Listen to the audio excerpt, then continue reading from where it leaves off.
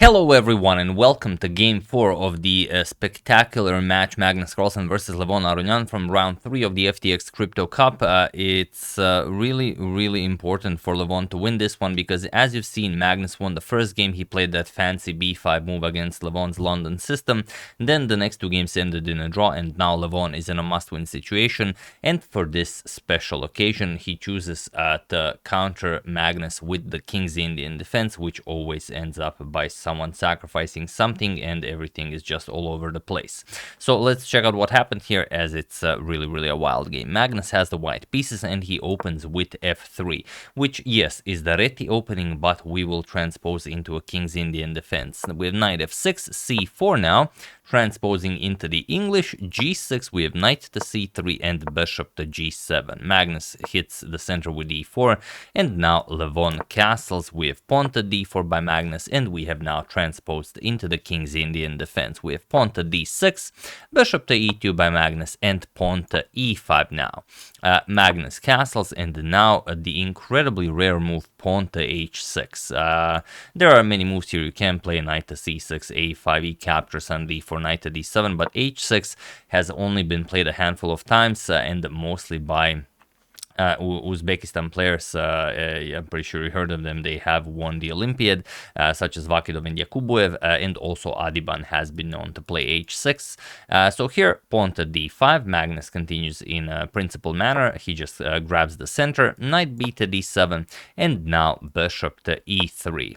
We have knight to h7 now, preparing pawn to f5, and here there is a game where knight to d2 was played, as white also wants to play f4. He doesn't want to see something like f5, f4 on the board, but here Magnus instead goes queen to d2, and it is now as of move 10 that we have a completely new game. Point being that f5 is now impossible because of bishop captures on h6 at some point. It's attacked twice, it's defended only once, but that is exactly why Levon plays it, because it is impossible, however only seemingly. So here pawn to f5, and what is Magnus to make of this? It's such a weird move to make and an even weirder one to face, especially in this situation in the match. Magnus is leading and he only needs a draw to get a victory in the match, but he's not really known to back down from a challenge, so he goes for it. E captures on f5, g captures, and bishop captures on h6, completely destroying Levon's defenses in front of the king. Bishop captures, queen captures, and now just a nice rook to f6, attacking Carlsen's queen here. Queen to h4, now if the rook moves, Magnus will trade queens happily, but now knight d to f8, with ideas of attacking the queen even further. So g3, we have queen to e7, and now queen to h5. You could also consider a move like c5, just opening up the c file, maybe putting a rook on c1, because if black ever captures on c5, then the center will be ruined, and of course Levon will not do that. But okay, it's a move maybe you would consider in a classical game. So here just queen to h5, and now how do you continue? Magnus is obviously planning to bring the knight to h4, so queen to g7, and now knight to h4. Levon brings the knight to g5, and now pawn to f4. So now you don't have to worry about Levon executing f4 at any point. E captures, we have g captures. This is a beautiful move, allowing Levon all sorts of nasty discoveries. And well, there really aren't all that many great discoveries. Levon played knight to e4 and opened up this discovery, but worth considering is also rook to h6. But it doesn't do much because here Magnus just captures on g5 and Levon captures on h4. And since Levon needs a win here, trying to get some sort of an endgame like this against Magnus, okay, the queens are obviously going to get traded off at some point, isn't the way to go. So Levon needs to keep complicating even further. Knight to e4, opening up this discovery. King to h1, Magnus very happily opens up the g file for his rooks, and now rook to h6. And this is where the magic happens. There are many moves here that are possible, but Magnus goes for knight captures on e4, and he sacrifices his queen. And it seems like, okay, but of course Magnus will just play rook to g1, he's going to win the queen back. Well, not really, because after rook captures on h5, which was played in the game, you can't play rook to g1. If you play rook to g1, then rook captures on h4, and after rook captures, king captures. Now if you counter the material, Levon is just up a full rook, so that's not the way to go. So Magnus plays bishop captures on h5. This is the only way to play. And now comes queen to h6, getting the queen away from the g file and now putting pressure on the bishop and the knight on the h file. And now we have knight to g3 by Magnus. Now here we are going to discuss 2 to 3 fine lines, and of course you guys are wondering what happens if rook g1. Rook g1 is an incredibly complicated move that requires a lot of calculation that will win you the pawn, or rather a pawn, at the end of the line. Point being that after rook to g1 check, king to h8, there is knight to g6 check, offering a trade of knights, and there's really nothing better, so knight captures. So rook captures, and now look at this, queen captures on h5, and now the brilliant rook to g8. So you have to see all of this in order to win the pawn. So king captures, and now knight f6 check will fork the king and queen. King f7, knight captures here, and now if you count the pawns, white has 6 pawns, black has 5, and Levon will be fighting, of course, for a draw here. But of course he needs a win, so that's not really all that impressive for him. But Magnus feels he can do even better, or maybe he just didn't feel like calculating all of this, and he plays knight to g3. He defends his bishop here, and now he's gonna put a rook on g1, maybe the rook on e1, gain control over the e8 square, and so on. So here we have bishop to d7, hoping to get some bishop to e8 action in, but Magnus says no way, rook a to e1, keeping an eye on the e8 square, and now comes pawn to b5. This was also a fine moment for Levon to bring the king over to h8, as well, it's just a funny square for the king, but he decides to push b5 and really put pressure on Magnus's center. But now comes pawn to c5, and this is something Magnus played very, very quickly, as it's a positional idea, and Magnus of course thrives when a positional idea needs to be found. Point is that if black captures, we are winning the e5 square for our knight. Just to give you an example, d captures on c5, let's say rook g1, we threaten some discoveries, king h8, knight f3, now the knight is coming to f5, then to f7, and that's pretty much it. So instead we have queen to f6, not going for this capture, and now knight to f3. Always a useful square for the knight. In the future you can go to e5 or g5 if black ever decides to capture here. And now how do you continue to play this? In the game d captures and c5 was played, but let's say knight to h7 is played. You can't really allow c6. c6 is too strong, and that's why I believe Levon captured. Now you go bishop back to c8. Now the rook no longer has control over the back rank. You play rook g1, threaten some nasty discoveries. If king h8, rook to e8 with check, and there's just no move that black can make here. It's a disgusting position. So after knight to f3, d captures on c5. It's not a good move, but it's a move. So rook to g1, now again threatening nasty discoveries, and king to h8. Levon gets out of the way. Knight to e5, occupying the square that has just been made available for the knight, and king to h7, avoiding any nasty checks here. So bishop to f7 by Magnus, very, very a nice move. Now even ideas like bishop to g8 check will be possible. The king will have to go in front of the rook, or maybe not, maybe to h8, but then again you have all sorts of nasty checks available.